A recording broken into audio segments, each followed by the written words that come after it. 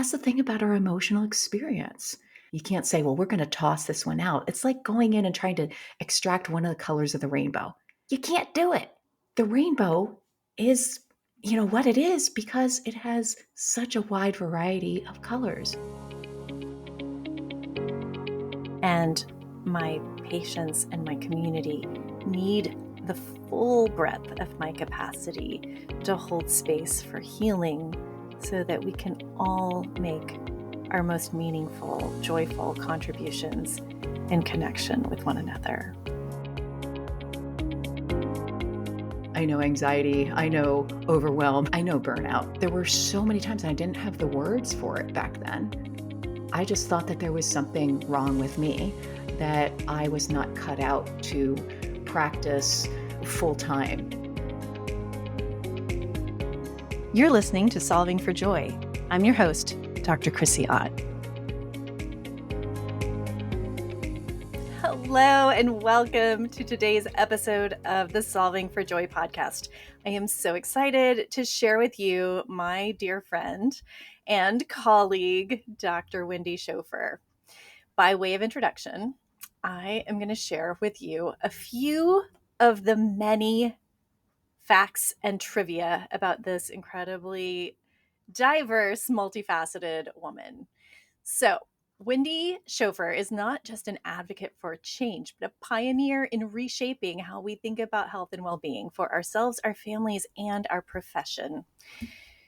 She is a board-certified pediatrician, a certified professional coach, a Navy veteran, and yes, a comedian, which means not only are we going to learn a lot together today, but we're also going to laugh a lot too.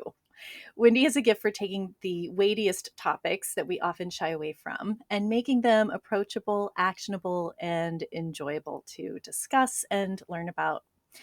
Through her work as an ambassador for the Dr. Lorna Breen Heroes Foundation, Wendy advocates for culture shift in healthcare, where seeking help is not just normalized, but celebrated as a sign of strength. Hear to that.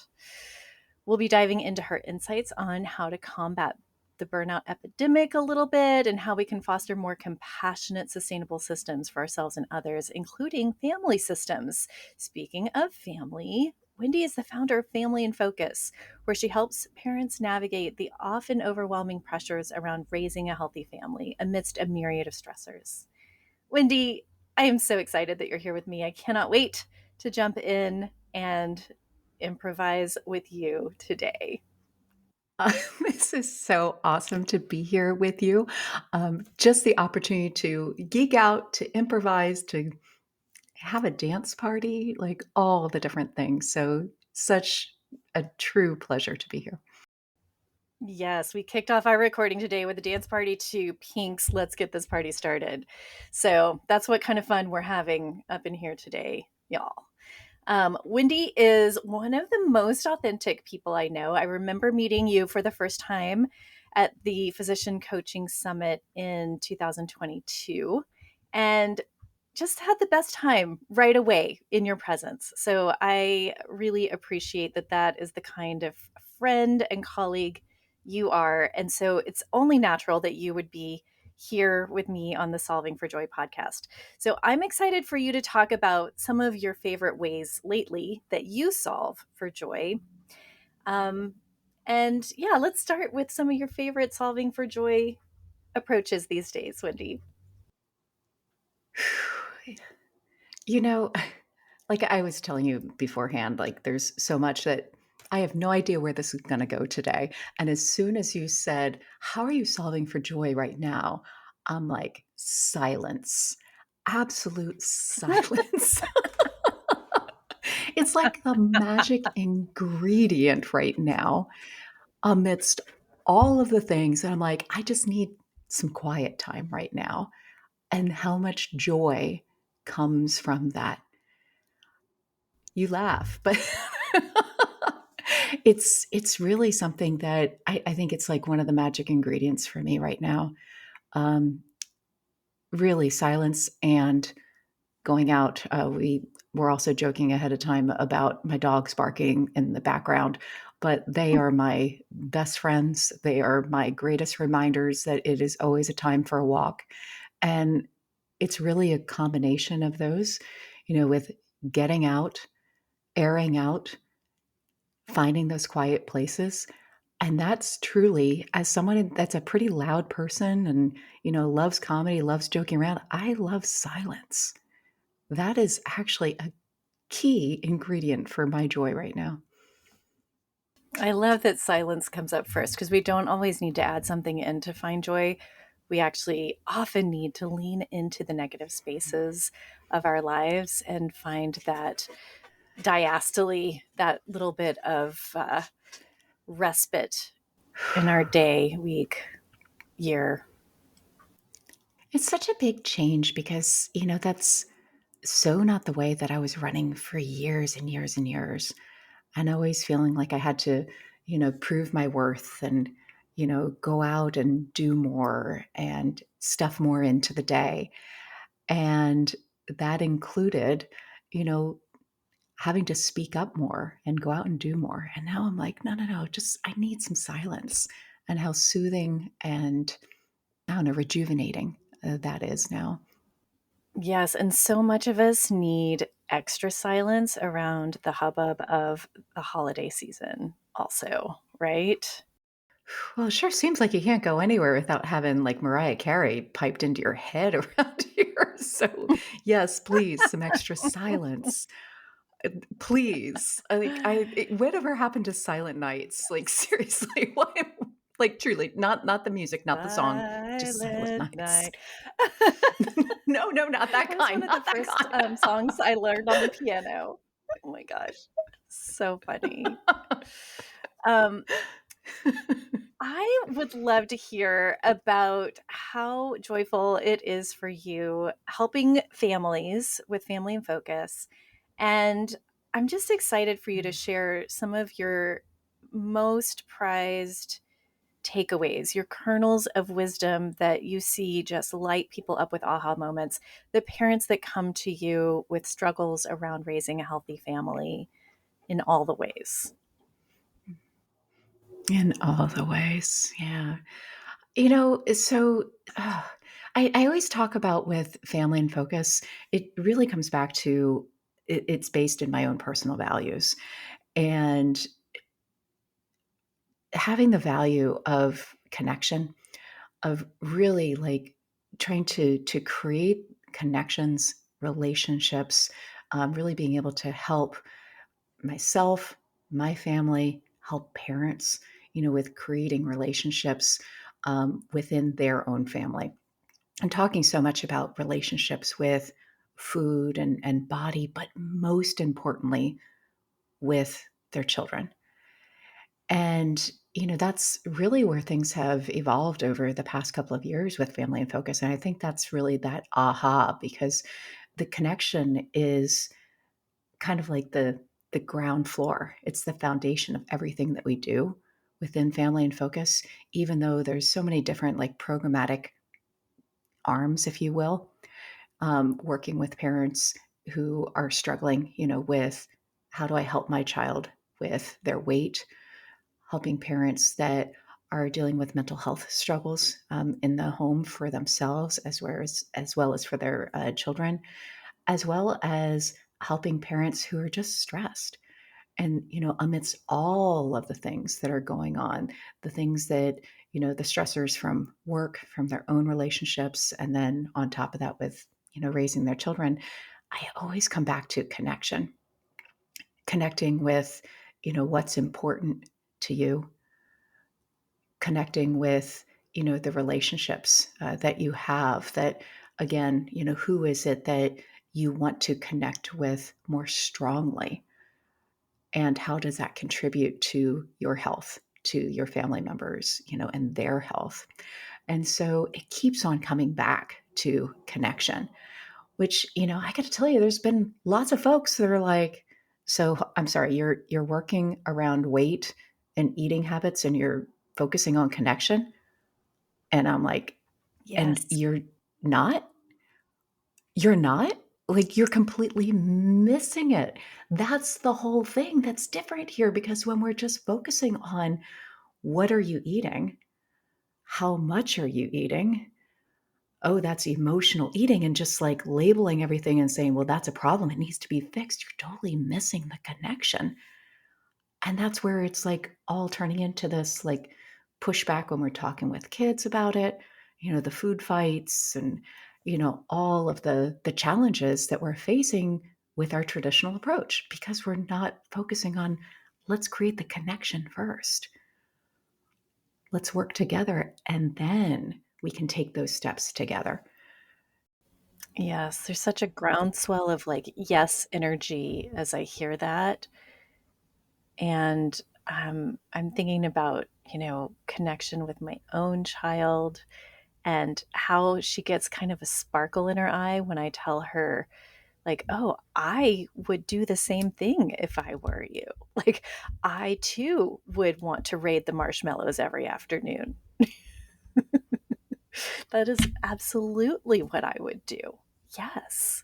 She's like, oh, I feel seen. I feel accompanied. I feel sort of attuned to. Not really interested in all the reasons why it's not a good Mm. idea. I'm just responding to this urge in my body.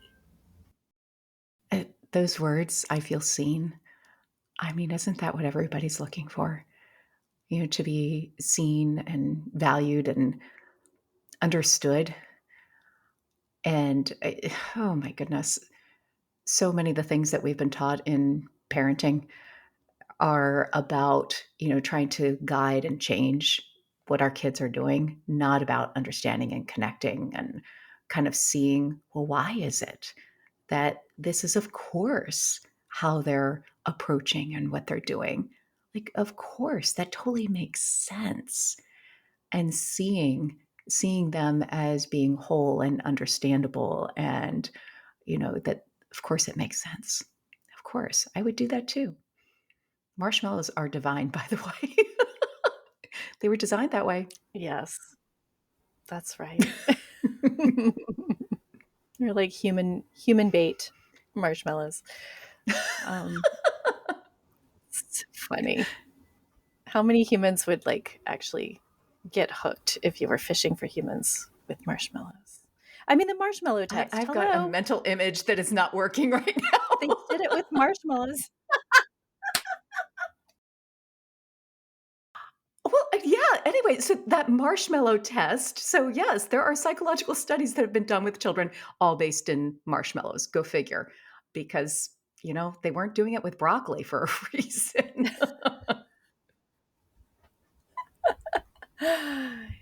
Yes, Issa and I like to pretend that there's a parallel world in which broccoli is the less nutritious choice, and candy and chocolate and marshmallows are the more nutritious choice. And in that world, I would be like, eat your marshmallows. No, you can't have any broccoli until you finish your chocolate.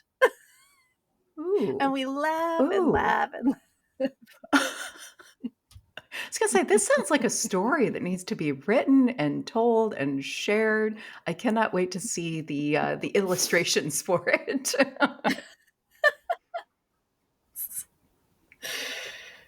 so funny.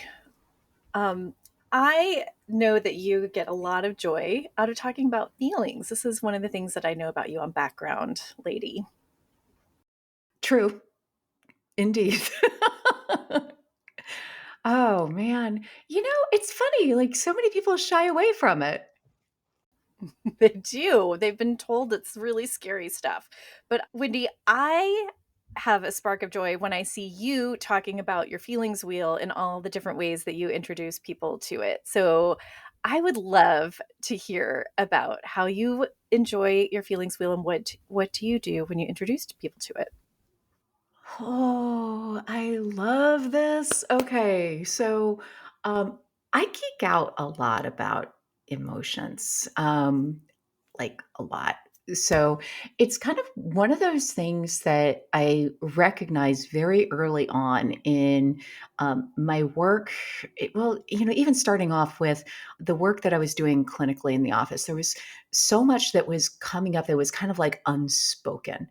Um, Parents were, really kind of struggling with how do I help my child? We're talking about growth, we're talking about nutrition, and I just feel like I'm failing all the time.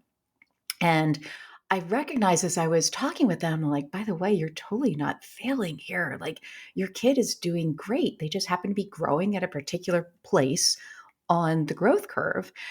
But it was that part that kept on coming up, failing, I'm failing, I'm failing. And I was like, what is this? And the more that I got into that, I was like, just kind of digging a little bit deeper. I was like, this feeling of failing. Parents are carrying this around with them all the time. And how is that impacting how they're able to work with their kids? The way that they are, preparing meals, the way that they are trying to, get their kids to engage with all these different activities. And I was like, there's this emotional kind of environment occurring at home that we're not really understanding. And so I was diving into that more because I was like, you know what? I haven't been taught a whole lot about this in all of my training. Doing developmental pediatrics, doing, rotations and so much about mental health and psychiatry and psychopharmacology.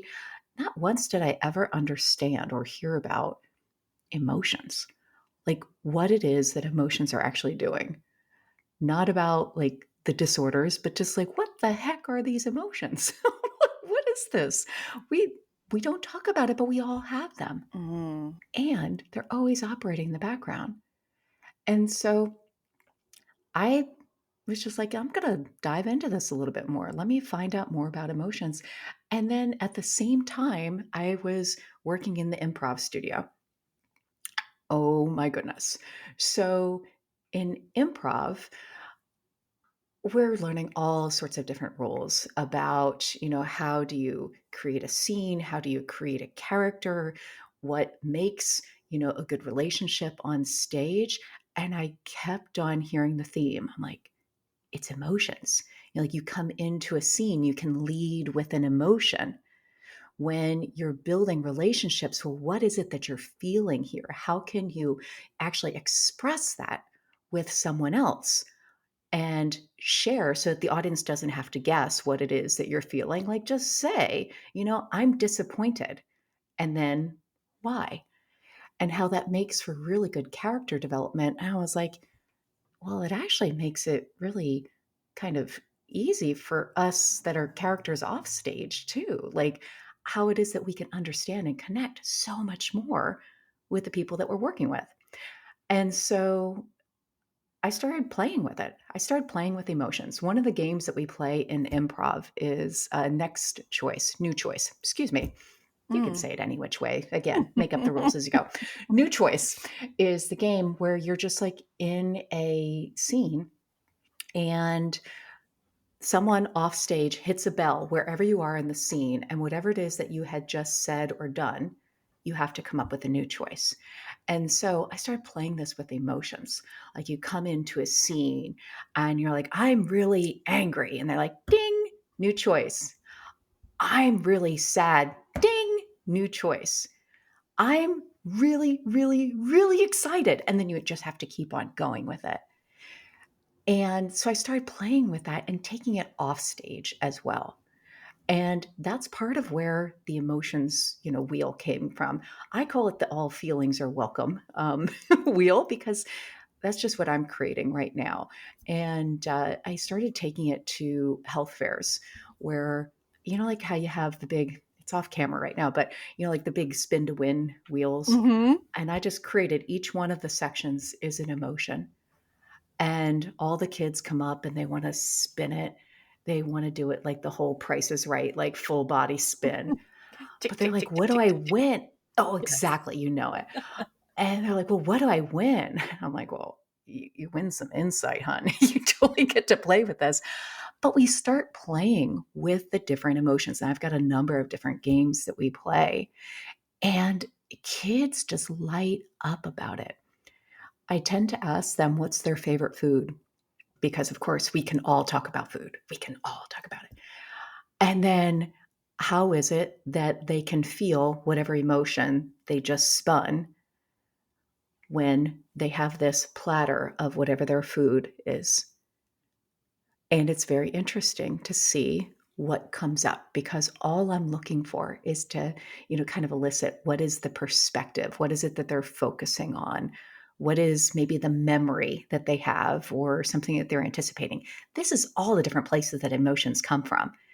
And we're just playing with it. They're just telling me a story. But that's the thing.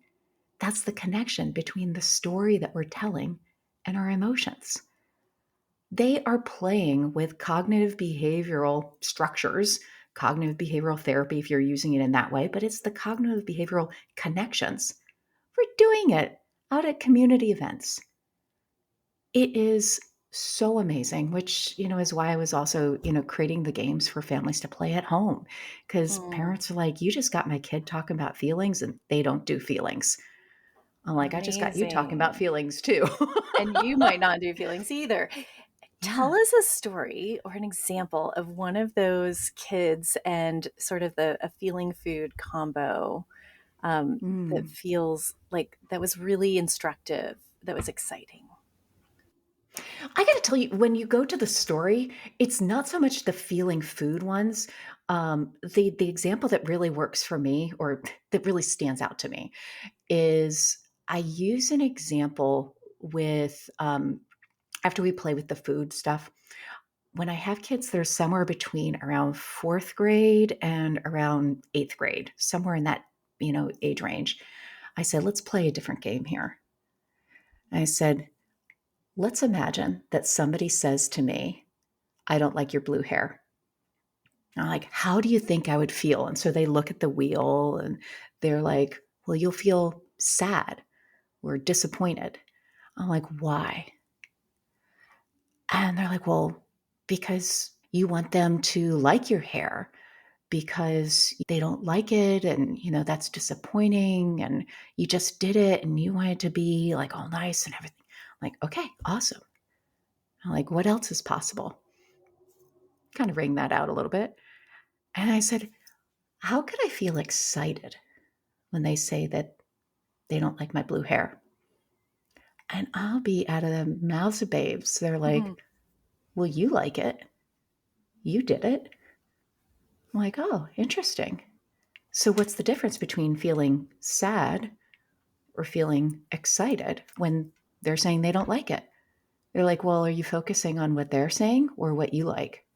I'm like, interesting. Those are the moments where parents really, really, really see it. And they're Mm. like, hold on a minute. My kid's been experiencing bullying. And now you've got them, thinking about how maybe it's not someone else's words, but what they actually think about themselves. Yeah, and you did it without lecturing or telling them what to do or doing Yeah. a didactic. You really sort of backed them into this realization and insight with some gentle, playful techniques. Well, and to be honest with you, the food, the food examples are just kind of like, oh, I'm going to use these. They're an appetizer. It's just an entry point for us to, Yes. okay. Sometimes it wins, sometimes it doesn't. But, it's an entry point because everybody will tell you what their favorite food is. But if you start coming in with, different stuff about blue hair and they're like, hold on, there's no blue hair around here. What's going on? What are you trying to do with me? And so we're just trying to create a space that they recognize. Oh, hold on, we're just playing here. We're just messing around a little bit. And so that is inviting a place for them to play. For some folks, they would describe that as a safe space. That's for them to decide. I'm just inviting a place to play. And when they're interested in playing, we can go so much further. That is so beautiful, Wendy. Love it. It is so amazing. I mean, just being able to have these conversations. And I think that you were mentioning earlier there was something I think in the bio about the vulnerability.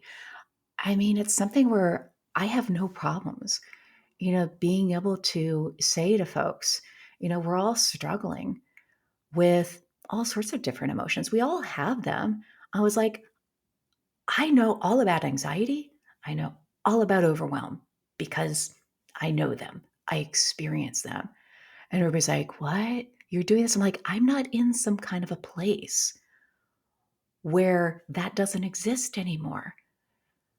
There is no such thing. Talking about, the wheel of emotions, I have all the different colors. I said, you can't go in and just surgically remove an emotion. You can't say, well, we're going to toss this one out. It's like going in and trying to extract one of the colors of the rainbow. You can't do it. The rainbow is, what it is because it has such a wide variety of colors. That's the thing about our emotional experience.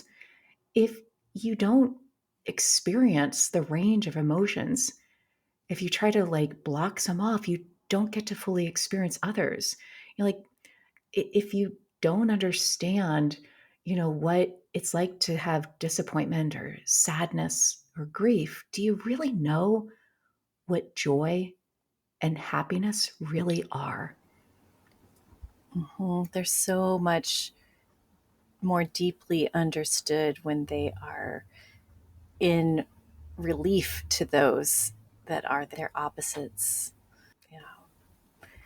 I did think about that as a safe space, this play space that you create and invite them into. And I really appreciate how you clearly and immediately designated that for them to decide, because that is a trauma informed approach.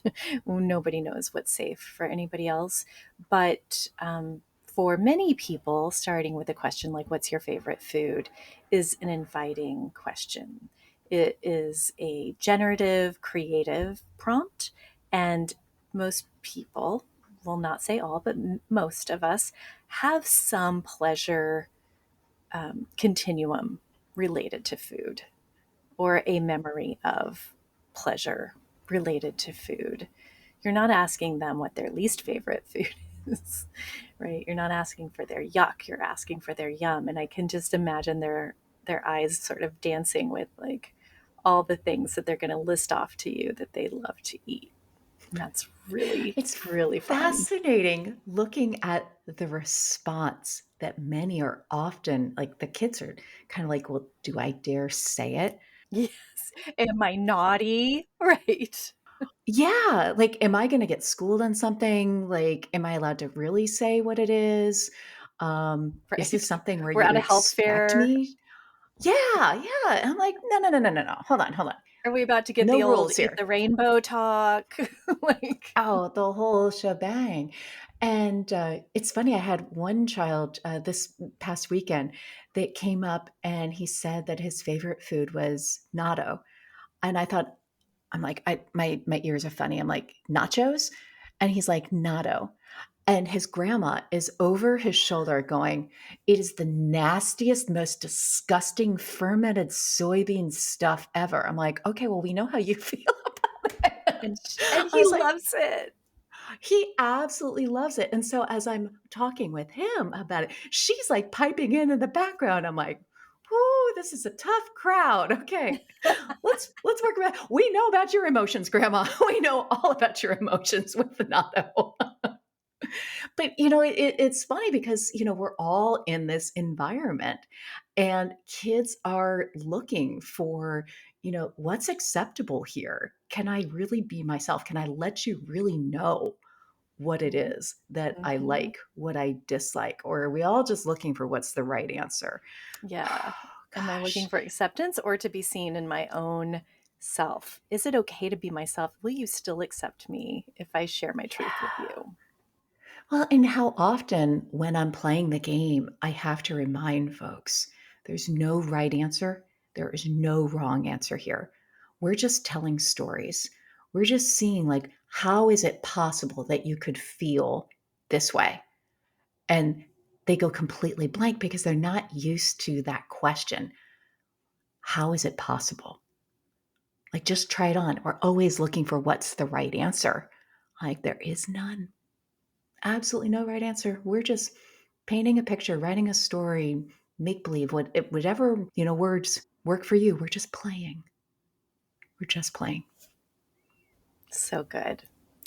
Um, I am curious if you have some stories that might pertain to how you got here, how you got to the evolving clarity of founding Family in Focus and joyfully doing this work.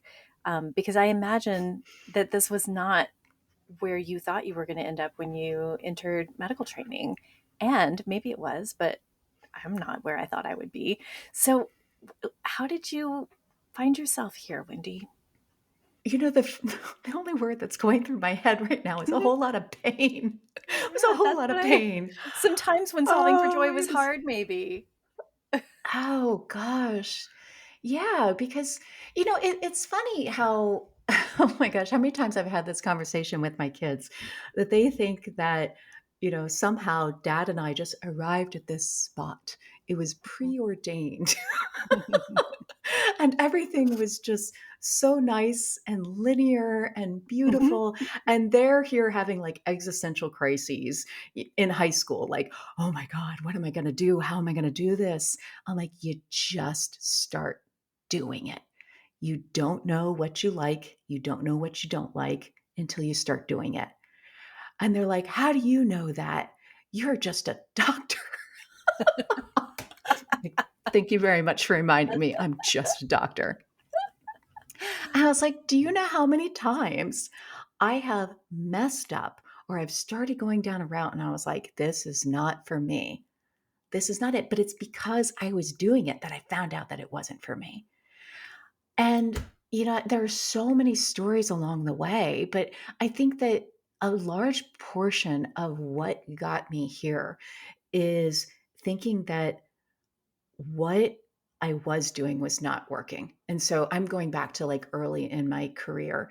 Oh my gosh, it's funny how I say I know anxiety, I know overwhelm, I know burnout, okay, very Mhm. well.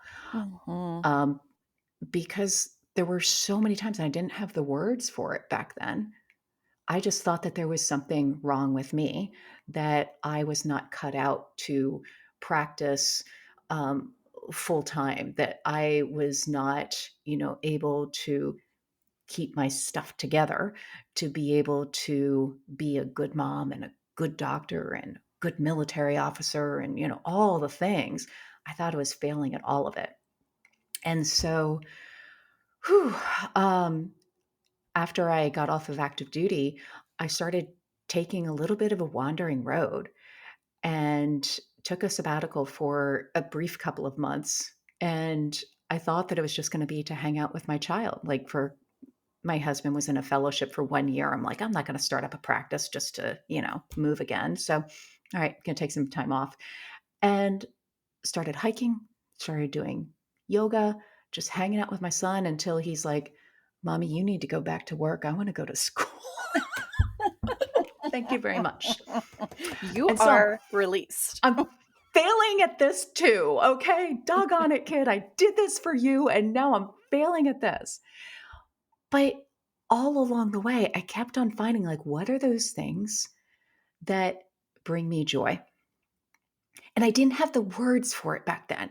I'm looking back now at how I'm finding that there were so many more aspects of who I am and what I'm doing in this world that are beyond the four office walls. Absolutely. And integrating all of that. So, with so much with movement and nutrition and like it's all the different ways that I was connecting to all of me, the whole Mhm. person. Yes. And I was like, oh. So when I was actually doing some research for, I was a leader in a local nonprofit trying to bring a diabetes prevention program into our community for children. And I was doing research, and that was when I discovered lifestyle medicine. Mhm. And with the big L, big M, the Mhm. movement of lifestyle medicine, I'm Mhm. like, this is a thing. I'm like, this is what I've been doing. This is totally what I've been doing. They're like, let's talk about using nutrition and movement and sleep and social connection. I'm like, that's what I've been doing. Hold on. This is a thing. I'm like, I found my people. I Mhm. found my people. I'm no longer the weird one here that's trying to look at health outside of the medical office. there are other people that are doing that. And it's just like one of those moments where I'm like, I've been on this. I've been on this journey, and how I'm seeing, okay, there are also like minded people. So that is really helpful to Yes. actually find like minded Yes. people and people that are going to continue to help me push this. And it just keeps on evolving. It keeps on evolving. And so that was when I was also bringing in so much more of the conversation about psychology because it had been missing for me. Mhm. It had been missing, in the struggles that I was having with my own family because, I'm not coming in as the expert saying, oh, yes, this is what you should do for your family. I'm like, yeah, I've been struggling too. I've been struggling. And with all the friction, all the, pushback, finding, the sneaking the food and the wrappers under the bed, like, yeah, we're struggling here too. What's missing? Like, connection, psychology, looking at the whole person, not just coming in and writing the prescription. This is what you should eat, what you should, how you should move and peace out. I'll see you in 3 to 6 months. Right. That's not working. Information has not been the pivotal factor for a long, long time for a whole lot of behavior science. I keep on hearing that families need more education. I'm like, it's not the education. It's not the education. It's support, it's connection, and it's addressing all the obstacles for why the education doesn't fit in our unique lives. We don't need more oh my goodness, now I'm gonna have more music in my head. We don't need more education. We don't need more education. It's the application. Yes, it is so good to find your people, and it is so important to lean into how do I impact the real life? How do I center this patient's experience? Because most of their life is not about being in this visit. Most of their life is real different and has really different challenges, really different variables. So what I hear you say is that you took some time off and you found yourself. You connected more holistically with yourself, and you found your people. That those are ways that you kind of found yourself to this path. I'm gonna say yes, and there's my improv Yes, coming out. as we do in improv and in coaching. Yes, and it wasn't a quick, like, snap Yes, and, during those few months off. No, no, no. I'm talking about over the course of years. yes. I've been rediscovering myself over the course of years. And it's so funny when I get little messages from my mom, and she's like, this is just like you were when you were a little girl. I don't know what this accent is that I'm putting on for my mom right now, but like, this is all you. This is all you, like embracing your joy. I always used to get yelled at for being the loudest, most rambunctious kid that everybody was always like, shh, shh, just shh. And it got squashed out of me over the course of years and education and socialization. And she's like, you're bringing that back. That is such incredible affirmation of this beautiful sacred work of uncovering your authenticity. I was teasing earlier, I said you have a PhD in authenticity, but it really is one of the things that shines so brightly through you and is so enjoyable, and I think helps people feel at ease in venturing into some of their own authenticity. I really I love that your appreciate mom's that. reflecting that back to you. That's so incredible. So it's funny. She had gotten for me a t shirt a number of years ago. It's probably like 10 plus years ago for Christmas. And it just says, Own Your Crazy. And when I first got it, I'm like, what the heck? She's calling me crazy? Like, what is this? I'm like, thanks, mom. I put it aside. And then, of course, as all things happen, we apparently gift silly t shirts in my house because this is not the only t shirt story that I have. But I grabbed it later on. I'm like, oh my God, mom sees me. Oh my God, she totally gets me. own your crazy. Like, yes, that's exactly what it is. And this is, as I'm like, okay, how can I be more me? Like, how can I own my crazy?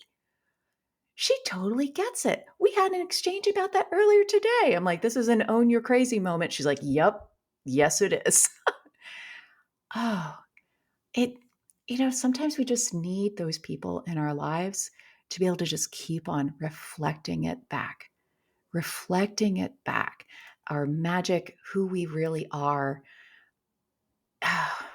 just so that we can see the magic of it. Yeah. I mean, I'm glad you said magic because it is when you own your crazy, you own your magic, right? And when those people can really see you, so good. Wendy, what do you experience in this work as some of the biggest barriers to connection in family? And how do you see people overcome them? That's a great question. The first thing that comes to mind for me is that there's such a thread kind of running through our society about how you identify a problem and you need to just go in and fix it. And again, so much of my work has been around weight, around eating habits, and parents desperately want to help their kids.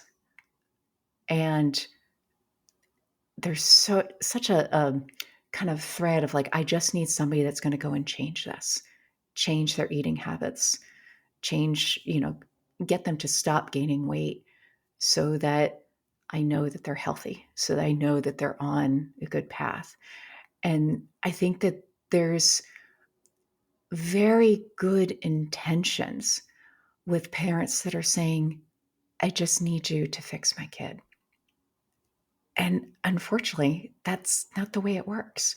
That's the way that we've been approaching this in the traditional medical model. Where for years I was like, okay, this is how you fix it. I'm writing out the plan, how you eat, how you move. And I'm like, that's just bringing in more shame. Shame is the emotion where, kids are thinking, now I've got another song in my head, Taylor Swift, it's me, I'm the problem, it's me. Okay. Hmm. You're welcome. Now you've got it in your head. We're going to make a But whole playlist for this episode, y'all. the It's got playlist, Pink Floyd and Taylor Swift, a little bit of some Pink. pink in there. There's going to be Yep. more. All of it. So, but that's the thing that, as kids are being referred off to the endocrinologist and, the sports, whatever, the physiotherapist and to the nutritionist and to the counselors and everything, it's like to go fix a problem. Yeah. And so there's a disconnection that's happening there because we're basically telling kids you need to change. Yeah. And so not feeling seen, not being understood, not understanding why are things the way they are right now. And that's just so much of our culture. That's so much of, the medical culture that we have around the evaluation of growth and weight and obesity and overweight, whichever form we want to look at here. But we're just looking at what's the problem, how do we fix it? And that fix is actually not helping. Yeah. And so when we start looking at how can we connect, first interpersonally, everybody's like, I don't know how to do that.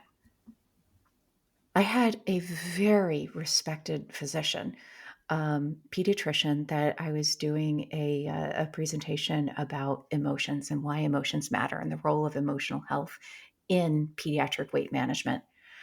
And he's like, this sounds awesome. I don't have time for this. Hmm. I don't have time to talk about emotions in the office because we all think that it's like going to open up Pandora's box. If I just like start open, it's like, Right. oh, good God, I'm never getting out of this office. And also, I don't want to derail your story at all, but like that's a thought that you're broadcasting as a circumstance or the news, right? Like that's his thought. I don't have time. It does not make it true.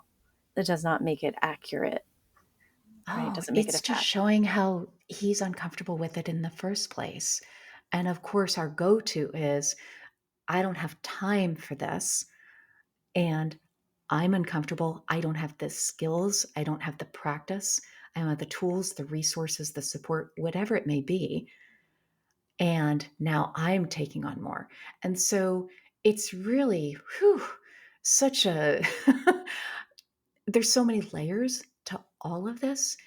But the Yeah. thing is that we don't have the time to not engage with emotions, to Yes. understand, like, even the emotion of, like, what is it that you're experiencing that you're thinking that you don't have the time to do this? And, I'm not going all meta with this Exactly. with him, but just understand it's where we're I coming mean, from.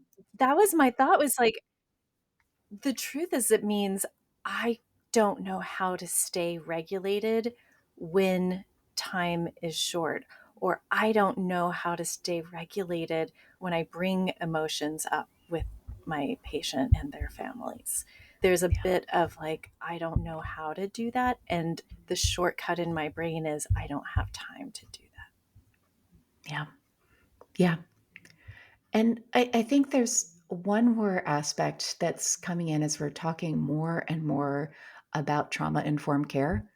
Mhm. I think that unfortunately, what's happening is some folks are getting the message that they're like, and then I can't talk about emotions because I don't have the tools, I don't have the resources, I don't have the training, I can't do any of this, which is all complete lies. Like complete lies. That's where we need more education about how we can talk and connect with our emotions, with the emotional experience, lead with it ourselves, coming back to vulnerability and authenticity, and how that welcomes others to be able to join in the conversation. Yes. And it brings it back to connection too, right? Like if we are just thinking about trauma, we know that connection mitigates trauma, right? And Yes. my addition is that presence is a prerequisite to connection. But truly, we can only be present when we are connected authentically with ourselves. We can't offer what we don't have, Hmm. right? Which, as I think about that and thinking about, you know, some of us that are particularly seasoned physicians, Mm-hmm. those are things that are completely foreign to our experience, our practice, our training. And so, yeah, we've got new skills to learn. We've got new languages to learn around this. And so that's where, I speak so much about the language of coaching. Because, how many times I'm like, yeah, I totally take this into the office, because it's just speaking another language and it's introducing it to my staff, to my families. But it's the same thing with emotions, having the fluency, be able to Mm-hmm. speak the language of emotions.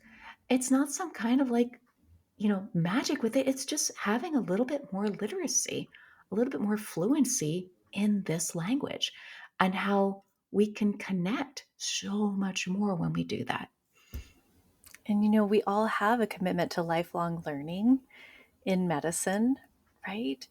But we don't always think about how that lifelong commitment to learning in medicine might expand in a direction not just toward the journals and the latest randomized clinical trials and the newest guidelines and policy statements from our professional organizations, right? It might be that our lifelong learning includes emotional fluency, includes questioning the things that we were spoon fed as trainees 20 some odd years ago, right? And going, oh, actually, I have more capacity in this area than I realized. And my patients and my community need the full breadth of my capacity to hold space for healing so that we can all make our most meaningful, joyful contributions in connection with one another. Okay, I'm going to totally admit I went there when you were talking about the commitment to lifelong learning. I was like, all these things that I've been learning and putting together, not a single one of those have I gotten MOC credit for. or Ooh, anybody saying, oh, look at that, because it's all self-directed. It's looking at what is it that is meaningful for me, not because I'm checking a box in order for somebody to say, okay, you did it, you're good for the next 10 years. right. And fill in the blank Oh, about how it's going to change your practice. Well, we could do that a oh my lot. goodness. So over all that baloney. But like, it's funny as I think about all the things that it's like the obligatory, like lifelong learning. You must do this. Like, no, this is the real deal. This is the real deal, and everything that I've been working on and creating. Family and focus and beyond. Like, that's all true lifelong learning, adult learning. And it's true integration also, right? It's got spillover. It applies to your relationship, to your spouse, to your adult Oh, children, we're all to your benefiting around here. friends. I Yes. mean, I have no doubt.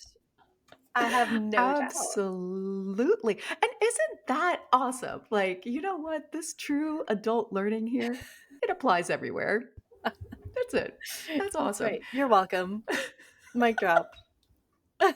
You know, I'm sure you've heard this story before, but when I first started on this journey with coaching, the most unbelievable thing happened.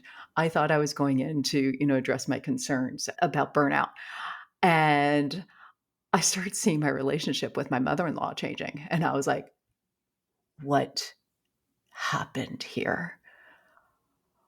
What has happened?" Because I've known her for 25 years, and we all know that, the dear sweet mother-in-laws in our lives are not changing. They are not Yes. changing. They are who they are. I was like, "I'm changing. Hold on a minute." Like, this was just, like, mind-blowing to me. And so I'm thinking that I'm dealing with this over here, and meanwhile, my relationships are changing because it's me. It's me changing. Yes. What witchcraft is this? Exactly. I'm like, "Oh, okay, hold on. I got the power. There's another I song want for you. Got the power." Okay. I want witchcraft CME. Oh my goodness. Oh, we can talk about so much more. Yes, I want to know who's going to credit that. Okay. Anyway, um, So yes, fun.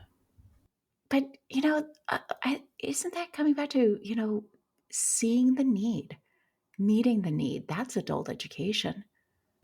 Yes.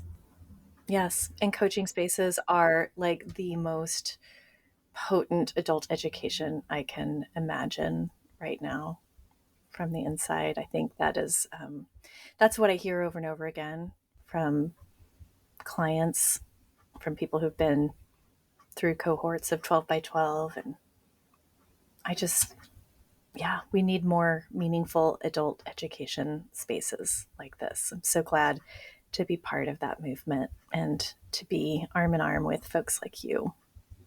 Oh my goodness, right there with you.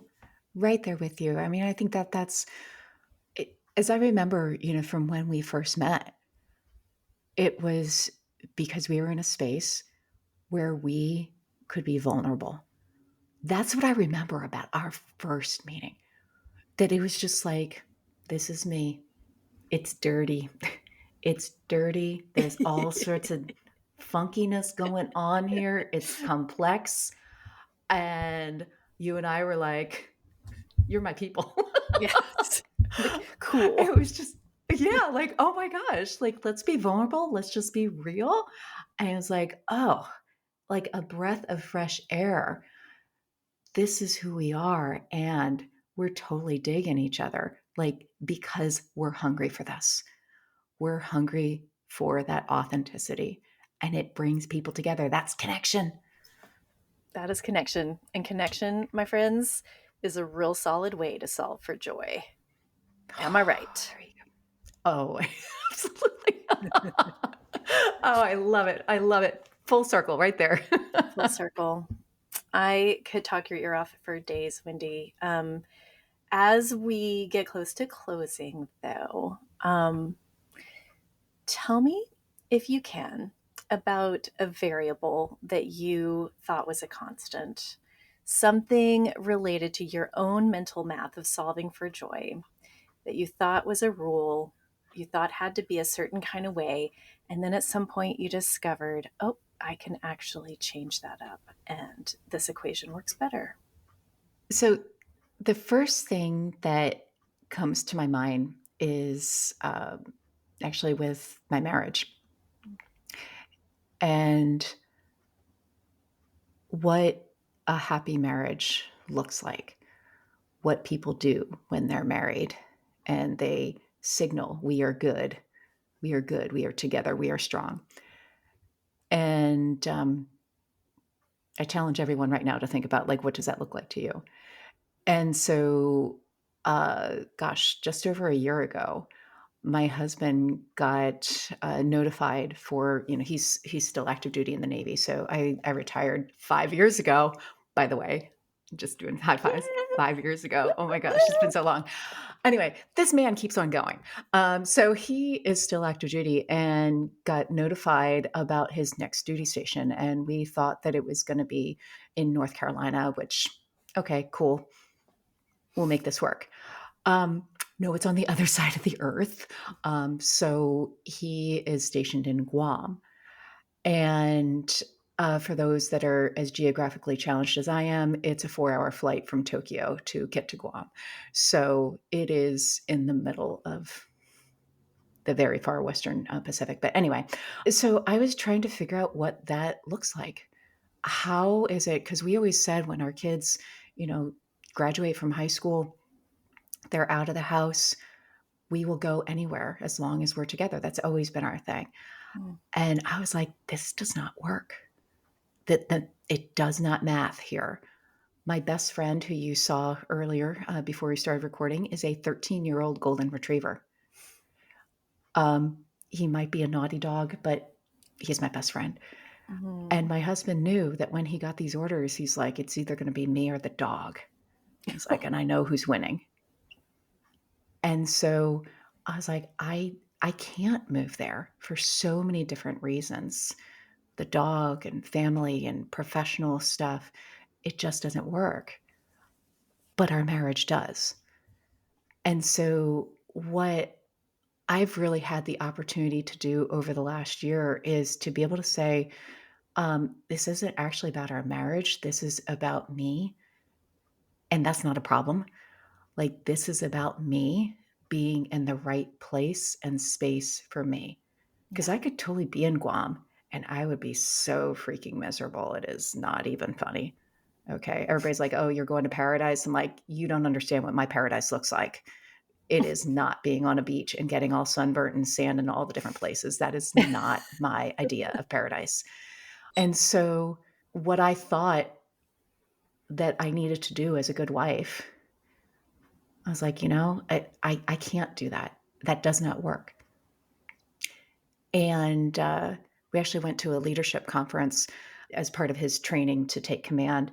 And everybody's like, what is your family plan? And we're like, actually, this is his plan. This is my plan. And when we are both doing what makes each of us happy and addressing our own needs, our marriage needs are met. How about that? Yeah. And the logistics are just a circumstance, right? I mean, I'm going to tell you a little secret. I can go and visit. Yeah. And I did totally tell him I will come and visit, but you're the one that accepted the orders. Yeah. I'm accepting business class tickets, by the That's way. right. So That is some I'll come and next visit you, but I'm level, not doing it in economy. next level mind management there, right there. Yeah.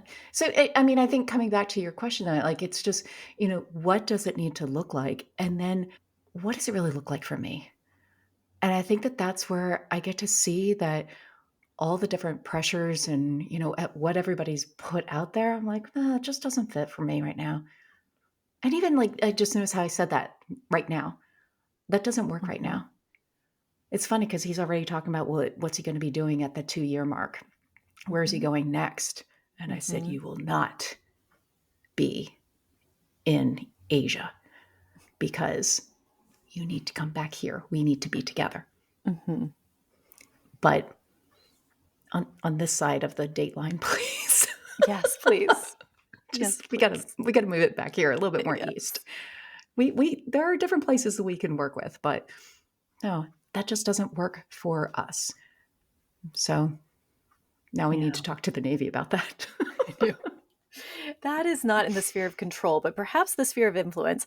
Oh my gosh, what an amazing example of mind management and thinking of something that was clearly, I mean, most of us would believe that it's a constant, that a marriage is rooted in the same zip code most of the time, right?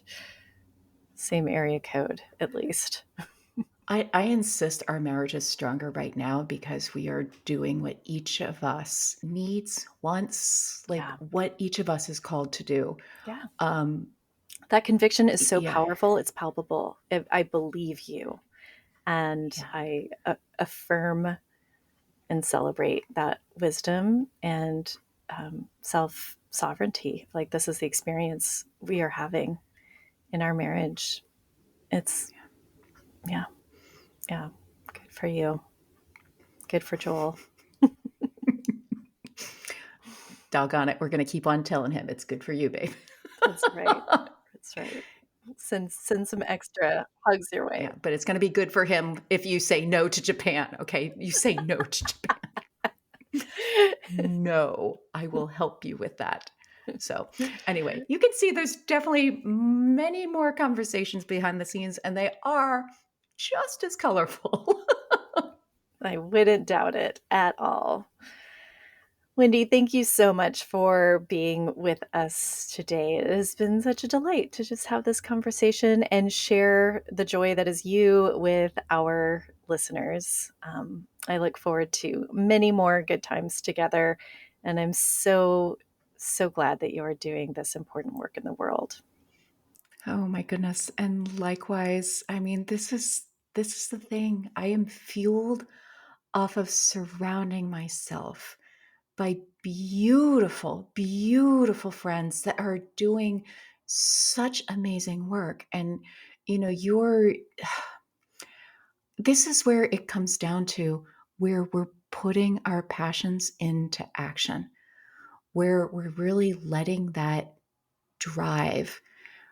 It, it's like who we are is just coming out, it's emanating out and doing such wonderful things.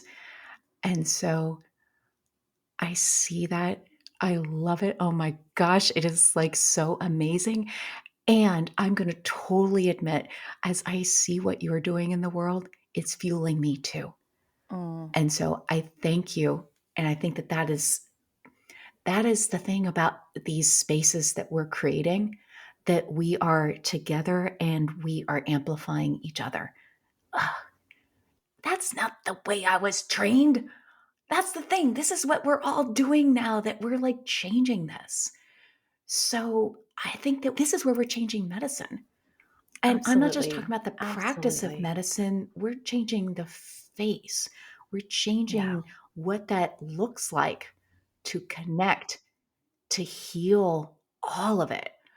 Like, Yes, we're changing the resonance within medicine, right? We're changing the oh people of medicine by offering this adult learning, these skills, this insight, this pathway to find your truest passion and then make it your life work.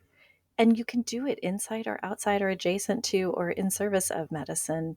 You can do it in creative and unpredictable ways. In fact, you must do it in creative and sometimes unpredictable ways and let it find you. It can only find you when you're like being yourself, right? oh, I'm hooked. I'm hooked on the word unpredictable right now because I'm like, that's what everybody that doesn't understand it. Yes, unpredictable. This is all very aligned with ROAR, which is the 2025 opportunity for 25 physicians to be in a room of recovering, optimizing, activating, and reigniting. Right. So we can reclaim our joy and agency in medicine so that we can also address questions like, should I stay or should I go now? We have the longest playlist developing here, guys. I I love mean, it. this was our outro. We were getting ready to say goodbye, but now we're ramping all the way back up again. Anyway, Roar is open for enrollment right now at joypointsolutions.com, and I am more than happy to have conversations with people. We still have some spots left right now, but I am so excited to hold space for 25 physicians who are ready to have these feelings and to really get some traction and movement so that they can bring their most creative, meaningful gifts to the world. Oh, I feel that. By the way, that's a Katy Perry song. But anyway, so Totally. just putting that on the list there. So funny. Thank you so much, Wendy, for having this fun with me today. I love you, friend, and I can't wait to squeeze you in person. Oh, thank you so much. I am looking forward to that in-person hug. All right, everybody. Thanks for tuning in today. Please take care of yourselves, take care of someone else, and keep solving for joy. Thank you for joining us for this delightful conversation with Dr. Wendy Schofer today. I can't wait to introduce you next week to Dr. Aoife O'Sullivan, the Portland menopause doc, as we discuss some of the intricate ways women going through the transition of menopause are solving for joy. Things that we haven't been told, that maybe we should have been told, that we would like to center in the zeitgeist and conversation again. Also, if you haven't heard, January marks the beginning of an exciting new program called Roar. We are going to reclaim our brains, own our power, access our joy, and raise our voices together as a community of physicians meeting weekly to practice and obtain new tools and skills for these purposes. If you are a physician looking to get their mojo back, to grow in community, and to stop putting off what your life is asking you to step into next, please join us. Reach out to me for questions or visit the website for details, joypointsolutions.com. I would love to have a conversation with you. I want to take a quick moment to acknowledge our incredible team. This podcast is produced by the amazing Kelsey Vaughn, post-production and more handled by Alyssa Wilkes, and my steadfast friend and director of operations, Denise Crane. Our theme music is by Dennis Kishcook, cover photography by the talented Shelby Bracken, and a special appreciation to my loyal champion and #1 fan, Suzanne Sanchez. Thanks again for tuning in, everyone. May we continue caring for ourselves, caring for others, and may we continue solving for joy. Take care. We'll see you next time.